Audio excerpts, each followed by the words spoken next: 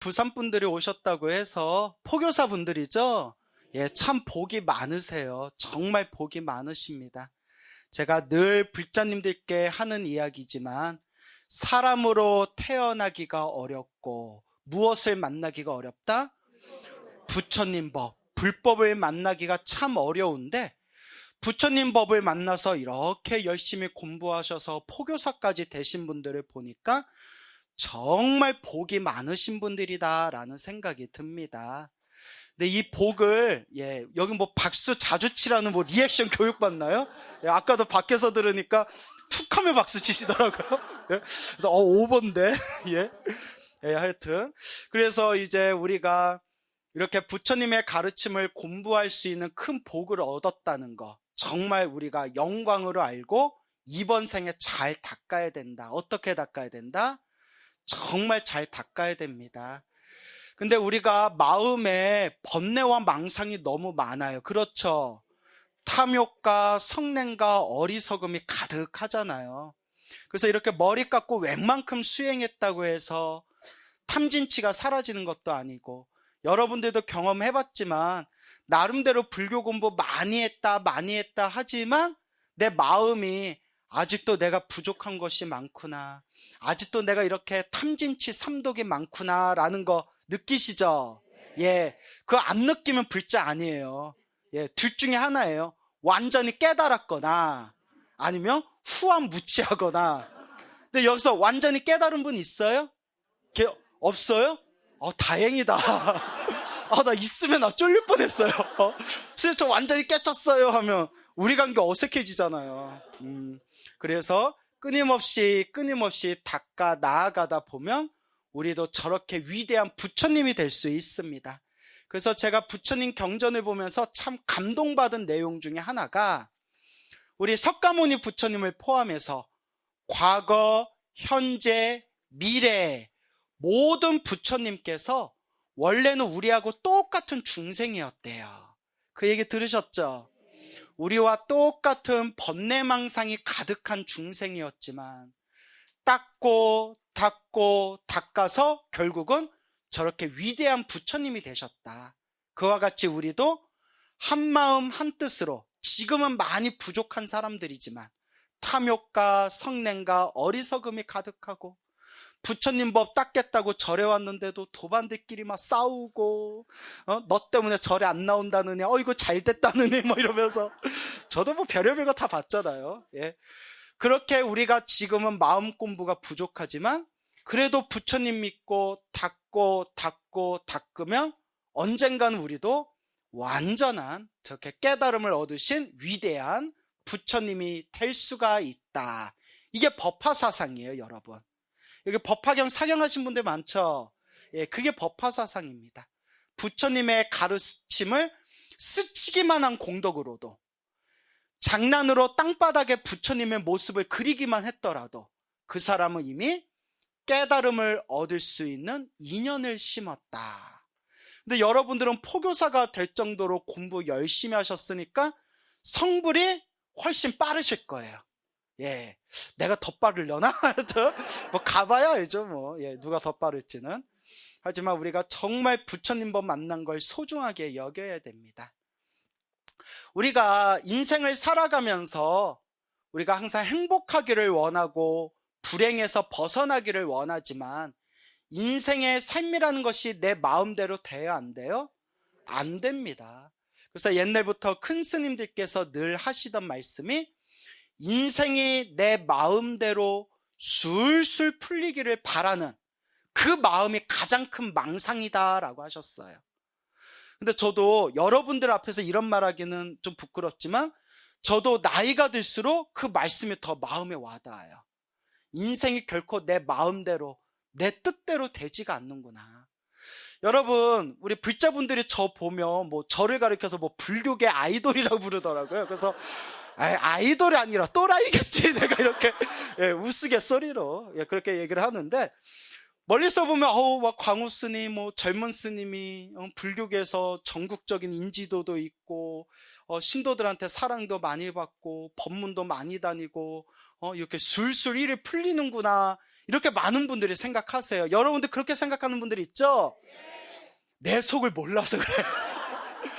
인생 그지 같아 진짜. 웃자고 한 말인데, 이렇게 인기가 많아지고 사람들 많이 부딪히다 보면 별 희한한 일들을 많이 겪어요. 그렇죠 여러분? 다 장단점이 있어요. 해가 뜨거우니까 머리가 타요.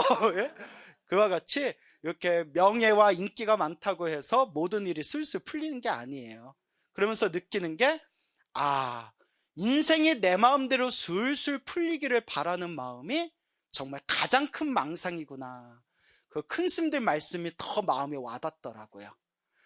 하지만 우리가 늘 명심해야 되는 게, 결국 행복도 불행도 누가 지은 업이라고 했어요?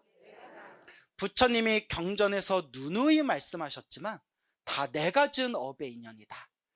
다 내가 지은 업의 인연대로, 업보대로 살아간다. 이걸 옛날 큰 스님들이 또 명쾌하게 뭐라고 말씀하셨냐면, 복대로 살아간다. 뭐대로 살아간다?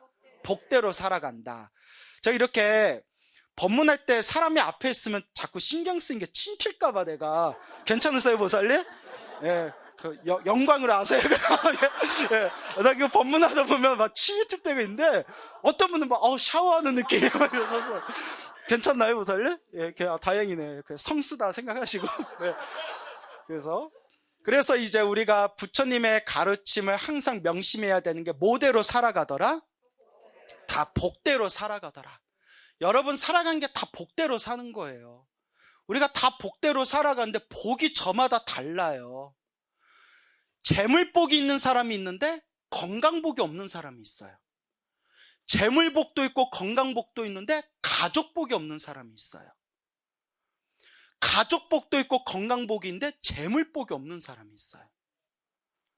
어떤 사람은 어렸을 때부터 공부 잘하는 공부복도 있었고, 좋은 학교에 들어가는 학교복도 있었는데, 그 뒤로 하는 사업마다 되는 일이 하나도 없는 사람도 봤어요. 그럼 또 하고 바로 나오네요.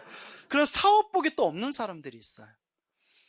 부모복은 있는데 남편복이 없는 경우가 있고, 부모복도 없고 남편복도 없었는데 말년에 자식복이 있는 경우가 있고, 부모복도 있고 남편복도 있었는데 말년에 또 자식복이 없어서 고생하는 분들도 있고, 수없는 분들과 대화를 나누고, 부처님이 말씀하신 대로 저마다 타고난 업이 다르구나, 저마다 타고난 복이 다르구나, 저마다 다 업보가 달라요. 그래서 부처님께서 늘 복을 지어라, 선업을 지어라, 공덕을 쌓아라, 항상 우리 불자들에게 당부하신 겁니다. 여러분 한 번쯤은 들어봤을 유명한 이야기 있죠. 천안제일 안하율 스님이 눈이 머셨는데, 그 바늘 구멍에다 실을 깨서 바느질을 해야 되는데 눈이 안 보이니까, 천안 신통력이 있어서 세상의 모든 이치는 꿰뚫어 봤지만 육신의 눈이 없어서 그 바늘 구멍에다 실을 못 넣는 거예요. 누구라도 복을 짓고자 하는 사람이 있다면, 내 바늘 구멍에 실을 꿰어준다면 큰 복을 얻을 텐데, 딱 그렇게 생각하는 순간 누가 살며시 와서, 안하율 스님이 그래, 성격 급하다, 아는 건 나왔구나, 아는 거 나왔어. 그렇죠? 어려운 거 물어보면 대답 안 해. 근데 아는 거 나오면 막 말하고 싶어서. 훌륭해요. 맞아요. 맞아요. 부처님이 그걸 다 받으셨어요. 그래서 바늘구멍에다 실을 꿰주는데 안하율 스님은 모르잖아요. 그대는 누구시오? 했더니 부처님께서 네 스승이다 말이라고. 이건 제가 묻자고 한 말이고, 그대여 열의 세존이니라, 열애니라. 부처님은 모든 복을 완성하신 분인데, 복과 지혜를 완벽하게 이루신 분인데 어찌하여 제 바늘구멍에 실을 꿰어주십니까? 안하율아, 그렇게 말하지 말아라. 세상에 가장 복짓기 좋아하는 사람이 있다면 바로 누구다? 부처님이다. 복이 있어야 중생을 제도할 수 있기 때문이다. 이 세상에 돌아가는 게 다 복대로 살아가는 거예요. 근데 여러분들은 그나마 전생에 지어놓은 복이 많아서 이번 생에 사람으로 태어났지, 부처님 법을 만났지, 불법을 공부해서 뭐까지 됐어요? 포교사까지 됐지. 얼마나 무량한 대복을 지으신 거예요. 제가 근데 이렇게 얘기했는데 어떤 분이 에휴, 그럼 뭐예요? 사는 게 퍽퍽한데? 이런 분들 꼭 있어요. 사는 게 퍽퍽해 죽겠대요. 그것도 누가 지은 업이다? 다 내가 지은 업이에요. 이제 그걸 여러분들이 닦으셔야 돼요. 누가 닦아야 돼요? 내가 닦아야 돼요. 저 아시는 어느 불자님이 있었어요. 이렇게 우연히 이제 제 법문을 듣고 저를 이제 찾아와서 이런저런 대화를 하는데 젊은 불자님이었어요. 스님, 사는 게 너무 힘들고 큰 걱정 근심이 있는데 어떻게 해야 될지 모르겠어요. 제가 불자님들 귀가 따갑도록 드리는 이야기가 힘들고 괴롭고 답답할 때일수록 뭐 해야 된다? 기도해야 된다. 부처님을 믿고 의지하십시오. 기도하십시오. 간절한 소망이 있거나 큰 업보가 있을 때일수록 어설프게 하면 안 돼요. 정말 철판을 뚫어버릴 정도로 간절하게 해야 돼요. 어떤 분이 저한테 스님 법문 듣고 관세음보살 열심히 부르는데 저 왜 이렇게 아직도 일이 안 풀리고 사는 게 힘들까요? 아유, 보살님, 불자님, 기도하다 보면 반드시 좋은 일이 생깁니다. 하루에 기도 얼마나 하십니까? 관세음보살 108번 불러요. 야, 씨! 나도 이렇게 나가 이제. 108번 1000번, 10,000번을 불러도 될까 말까 한데. 예, 진짜 내가. 그래서 내가 불자님들 때 승질 많이 버렸어요, 내가. 자, 웃자고 한 말이에요. 간절하게, 정말 10,000번, 20,000번, 30,000번 관세음보살 부르면서 내 앉은 자리에 풀이 안 날 정도로 간절하게 불러야 돼요. 분명히 가피가 있습니다. 그 젊은 불자님에게 제가 간곡하게 기도하라고 했어요. 그분 말씀이, 스님, 그때 제가 화계사 있을 때였거든요. 몇 년 전에. 저희 집에서 화계사가 거리가 너무 멀어요. 화계사까지 와서 기도하기가 힘들 것 같은데 어떻게 하면 좋을까요? 그런 말 하지 말아라. 부처님은 어느 곳에든 다 계신다. 그러니 집에서 가까운 곳에서 저랑 기도하면 된다. 절에 갈 수 없을 정도로 바쁘면 버스 안에서 전철에서 기도해도 된다. 하다못해 제가 아는 어느 노보살님은 너무 기도할 시간이 없어서 같이 일하는 직원들 자고 있을 때 화장실 가서 기도했대요. 화장실 가서 1시간, 2시간을 기도했대요. 야, 그 얘기 듣고 전 감동받았어요. 우리 같으면 뭐 굳이 화장실까지 가서 기도하냐. 부처님은 내 마음 아실 거야. 그 화장실 냄새 나는 데서 기도하면 부처님도 싫어하셔. 라는 생각이 들 수도 있을 텐데 화장실에 가서 기도 시간을 채웠대요. 그래서 그 불자님이 자기 집에서 제일 가까운 곳이 봉은사였대요. 매일 새벽마다 봉은사에 가서 새벽부터 몇 시간 동안 계속 기도를 올렸대요. 부처님, 관세음보살님, 부디 저에게 힘을 주십시오. 간절하게 기도를 하고 간절하게 기도를 하다가 얼마의 시간이 지난 뒤에 생생하게 꿈을 꿨대요. 자기가 이렇게 앉아있었는데, 자기 이렇게 쪽머리를 하고 앉아있었는데 여기에 흰머리가 하나 딱 이렇게 튀어나오더래요. 흰머리. 꿈에서 흰머리가 상징하는 게 뭐죠? 근데 겉정근심이라고 하잖아요. 흰머리. 예, 뽑아버려야죠. 예, 그래요. 예, 맞아요. 뽑아야죠. 아유, 시원하시네. 예. 왜 흰머리지? 하고 있는데 어느 귀하게 생긴 할머니가 싹 오시더래요. 할머니가 싹 오시더니 아가야, 애기야, 내가 뽑아주마 하면서 그 보살님의 흰머리를 딱 뽑아주면서 잠에서 딱 깼대요. 관세음보살인가 봐요. 이게 뭐지? 뭔지 묻지만 너무 생생하고 기분이 좋더래요. 아니나 다를까 그 꿈을 꾸고 얼마 안 돼서 그토록 자신을 가슴을 무겁게 하던 그 걱정거리가 싹 시원하게, 정말 희한하게 싹 풀리는 걸 생생하게 경험을 하셨대요. 그 얘기를 저한테 직접 해주셨어요.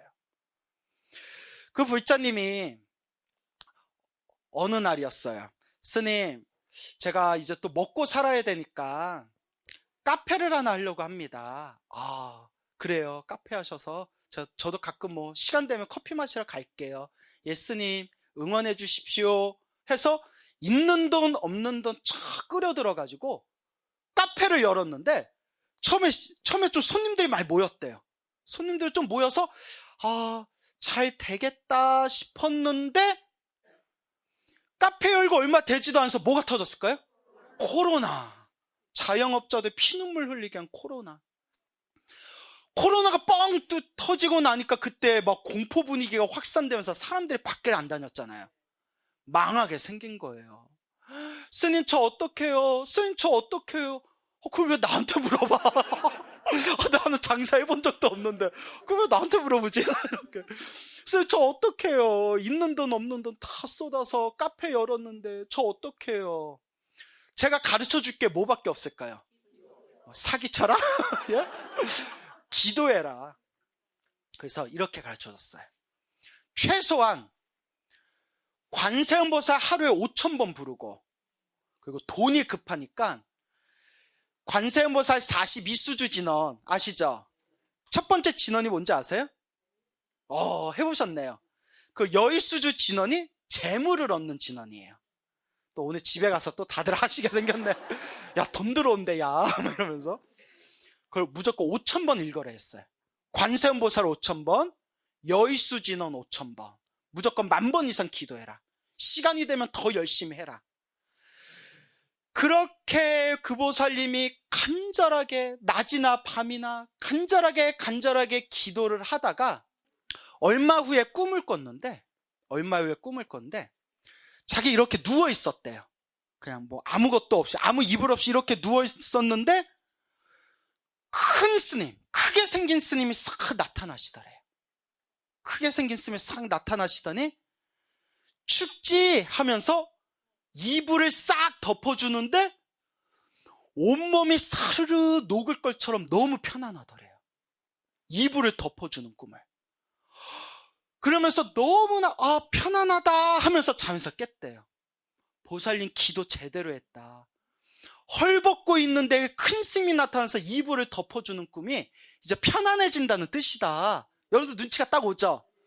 그런데 아이고 마지막에 이런 얘기 하더라고요. 근데 스님 한 가지 걸리는 게 있어요. 뭐요? 이불이 더럽고 낡았어요. 아이고 어떡하냐. 복이 한 끝발 부족하구나. 이불을 덮어줘서 편안함을 느꼈으니까 가게는 잘 될 거다. 근데 여러분 이미 눈치채셨죠? 기도 많이 하셔서 눈치챘을 거예요. 이불이 뭐하기 때문에? 이불이 낡고 오래되었기 때문에 가게는 잘 운영하겠지만 고생은 많겠다. 아니나 다를까? 그 꿈꾸고 나서 정말 막 손님들 막 몰려들기 시작하는 거예요. 저한테 집중해 주신 얘기예요. 너무 신기하다고. 그런데 손님은 그렇게 모여들지만 돈이 줄줄 샌대요. 자꾸 일이 생겨서 돈이 줄줄 샌대요. 그러면서 야 정말 어쩜 부처님의 이 선몽은 어쩜 이렇게 틀리지가 않을까. 그러면서 보살님 이것도 보살님은 업보입니다. 보살님의 전생에 복을 많이 지었더라면 그 이불이 무슨 이불이었을 텐데? 금침이었을 텐데.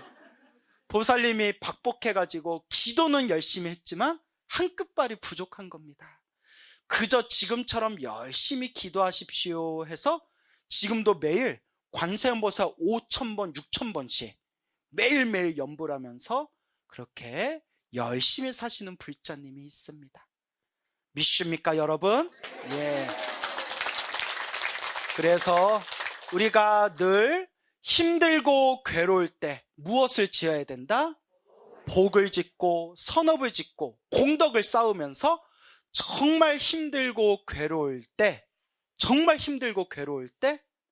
내가 의지할 것은 오직 부처님이다 라는 것을 명심하시기 바랍니다. 얼마 전에 들은 얘기예요. 너무나 감동스러운 이야기였는데 제가 한 달에 한 번씩 용인에 있는 법륜사라는 절에서 제가 법화경 법문을 해요. 제가 엄청 바빠요. 예. 그래서 그러니까 누가 그러더라고. 아이고, 광우야, 너 더 나이 들어봐라. 누가 불러줄 줄 아냐? 뭐 이러시더라고. 예, 친한 스며 장난으로. 그래서 있을 때 열심히 활동해라. 이렇게 이제 덕담을 해주셨는데, 그 용인 법륜사에 어느 중년의 여성 불자님이 계세요. 그 불자님한테 직접 아주 감동스러운 이야기를 들었어요. 잘 들어보세요. 예, 짧습니다. 그 불자님이 작년 하반기 때 일이었어요. 이 불자님께서 병원에 정밀검진을 받았는데 결과가 의사가 심각한 표정으로 이렇게 이야기하더래요. 장 상태가 아주 안 좋습니다. 의사가 웬만하면 안 좋다는 얘기 잘 안 하잖아요. 장 상태가 매우 안 좋습니다. 6개월 후에 다시 검사를 받고 나서 결과가 나오면 그때 판단하겠습니다. 이러더래요. 그러니까 종양이나 혹 같은 게 올 수 있어요. 장 상태가 많이 안 좋습니다. 6개월 후에 검사 결과 보고 다시 판단을 내리도록 하겠습니다. 6개월까지 그 남는 기간에 그거 치료 좀 잘 받고 그 건강 관리 좀 잘 하십시오. 그 이 불자님이 너무나 마음이 무거운 거예요. 근데 이 보살님이 평소에 신묘장구 대다라니 기도를 많이 해서 가피를 많이 체험하셨대요. 이미 불심의 중심이 딱 서 있는 불자분이라서 몸 상태가 많이 안 좋습니다 라는 말을 듣는 순간 뭐 더 열심히 해야 되겠구나, 기도를 더 열심히 해야 되겠구나 라는 생각이 들더랍니다. 그래서 신묘장구 대다라니 관세음보살 기도를 더 열심히 하셨대요. 정말 간절하게 더 열심히 하셨대요. 원래 열심히 했는데 더 열심히 하셨대요. 그렇게 6개월이 코앞에 왔을 때 기도회양, 6개월 기도회양하겠다라는 마음으로 오대산 상원사 정밀보궁에 갔대요. 정밀보궁에 걸어서 올라가가지고, 여러분들도 갔다 오셨죠? 한 번씩은. 걸어서 올라가서 쉬지 않고 절 1000번을 했대요. 이제 회양의 마음으로 신묘장구 다라니와 관세음보살을 연불 하면서 정성껏 절 1000번을 했대요. 얼마나 몸이 힘들겠어요. 거의 반탈진된 상태에서 이제 집에 와서 다 잠들었는데 생생한 꿈을 꾸셨대요. 어떤 분이 저한테 그래요. 쓴 맨날 꿈 얘기만 하냐고. 근데 어떻게, 나 들은 대로 그대로 얘기하는 거거든요. 여러분들은 아시죠? 예, 제가 말을 지어낼 수는 없잖아요. 들은 대로 그대로 얘기하는 거예요. 생생한 꿈을 꿨는데 남자가 나타났대요. 크게 생긴 큰 남자가 나타났는데, 남자가 딱 보면서 그 보살님한테 꿈에서 아프구나, 많이 아프구나 라고 하더래요. 예, 저 많이 아픕니다. 제가 죽겠습니까? 라고 물어봤대요. 꿈에서. 그 남자가 죽는다 이러더래요. 꿈에서라도 기분 더러울 거예요? 죽는다는데. 죽는다 이러더래요. 근데 그 보살님이 꿈이라서 그런지 몰라도 죽는다라는 얘기를 들었는데 마음이 덤덤하더래요. 할 수 없지. 죽으면 할 수 없지. 기도하다 가는 거지 뭐. 하고 있는데 남자가 가만히 쳐다보더니 손을 쓱 내밀더래요. 손바닥에 아주 새하얀 알약이 있더래요. 이걸 먹어라. 먹어야 돼요, 안 먹어야 돼요? 네, 여러분 중요한 게 있습니다. 기도가피의 힘이 부족하고 복이 없는 사람은 꿈에서 줘도 못 먹어요. 제가 시간이 넉넉하면 또 그런 얘기 들려드리고 싶었는데 짧게만 말씀드리면, 복이 없으면 그것도 못 먹습니다. 줘도 못 먹어요. 먹으려는데 잠에서 딱 깨요. 진짜 있어요. 경험이 있구나. 맞아 막 이러시잖아요. 그걸 먹었대요. 다 먹었는데 꿈속에서 배가 구르륵 거리더래요. 너무 배가 아파서 화장실에 뛰쳐가가지고 화장실에서 변을 보는데 뿌두둑 하면서 뱃속에 있는 5만 가지 더러운 게 계속 쏟아지더래요. 하염없이 쏟아지더래요. 그래서 그분 말씀이, 선생님 이런 얘기하면 좀 부끄러운데 변기가 철철 넘치더라고요. 뱃속에 있는 그 찌꺼기까지 더러운 걸 다 쏟아내고 나서 배가 시원하다 하는 순간 잠에서 딱 깼는데 배가 너무 시원하더래요. 좋다. 좋다. 뭔가 가피가 있을 것 같다. 몸이 느끼니까. 꿈인데도 배가 시원하더래요. 딱 6개월이 된 날에 검사를 받고 나서 결과가 나왔는데 눈치채셨죠? 의사가 놀라 자빠지면서 무슨 일이 있었어? 어떻게 알았어요? 이분 어제가 탁 맞춰요. 예. 이것 좀 보세요. 아니에요? 맞아요. 무슨 일이 있었냐고. 6개월 동안 무슨 일이 있었냐. 장이 깨끗하더래요. 이럴 리가 없는데, 이럴 수가 없는데. 의사 생활하면서 자기가 별일을 다 본다고. 너무 장이 깨끗해서 더 볼 것도 없습니다. 라고 올해 초에 검사를 받은 그 결과를 저한테 직접 얘기해 주시면서, 스님, 저는 믿습니다. 부처님 가피를, 여기서도 믿는다네요. 부처님 가피를 100% 믿습니다. 라고 했던 감동적인 얘기를 들었습니다. 믿습니까, 여러분? 예. 여러분, 열심히 기도하시고 복 많이 지으세요. 성불하십시오.